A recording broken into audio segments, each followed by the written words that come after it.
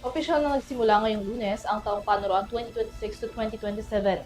Ngunit marami pa ring mga magulang ang humabol sa mga pamilihan para bumili ng mga school supplies ng kanilang mga anak. Kung magkano ang presyo ng mga pangunahing gamit pang eskwela sa mga pamilihan, alamin sa balitang ito.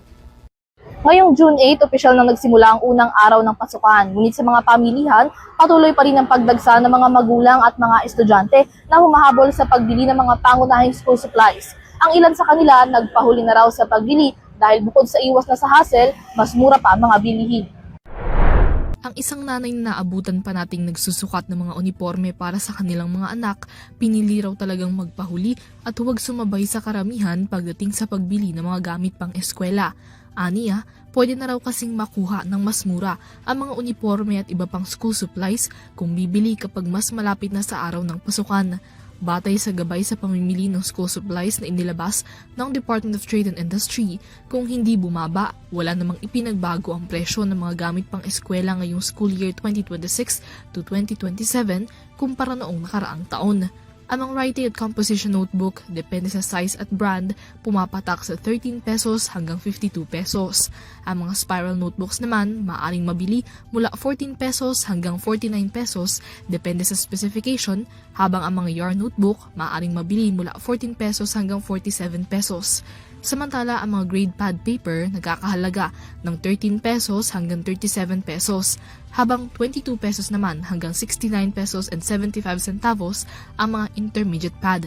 Para sa mga lapis, may mabibili na 12 pesos hanggang 18 pesos kada piraso, habang 15 pesos hanggang 24 pesos naman kapag kada pack. Sa mga ballpen, kada piraso, maaring mabili ng 3 pesos hanggang 21 pesos, habang 18 pesos hanggang 27 pesos naman kapag kada pack. Ang mga Crayola na 8 to 24 colors, maaring mabili ng 12 pesos hanggang 114 pesos. Kada piraso naman ng pambura, mabibili sa halagang 8 pesos hanggang 20 pesos. Pangtasa na 16 pesos hanggang 69 pesos kada piraso o kada pack, habang ang ruler mabibili ng 8 pesos hanggang 32 pesos kada piraso. Ang pwesto ni Aling Tess, hindi rin aniya nagbago o nagtaas masyado ng presyo ng school supplies ngayong taon at tuloy-tuloy pa rin ang dagsa ng mga mamimili para sa mga pahabol na gamit pang eskwela. Oo, hindi naman ako nagtaas. Oo, nagtaas lang ako dun sa talagang tumaas. Like yung mga plastic cover, yung mga plastic, yung medyo tumaas, saka yung Crayola. Pero yung mga notebook, same pa rin naman. Hindi naman siya nagtaas masyado. Sa kabila nito, aminado siyang mahigpit nilang kakumpetensya ngayon ang mga online shops dahil mas nadadalian ang mga mamimili na umorder kaysa dumayo pa mismo sa mga pamilihan. Kalaban namin ang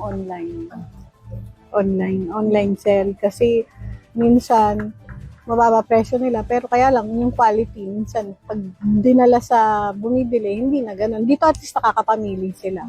Maraming choice. Tsaka nakikita nila mismo yung item. Samantala, sa pagtatanong naman natin sa ilang mga tindahan para sa iba pang mga gamit pang eskwela, ang mga medyas ay maaaring mabili ng 50 pesos para sa 3 pares, 250 pesos para sa mga rubber school shoes, habang 450 pesos sa mga backpack depende sa size at sa brand.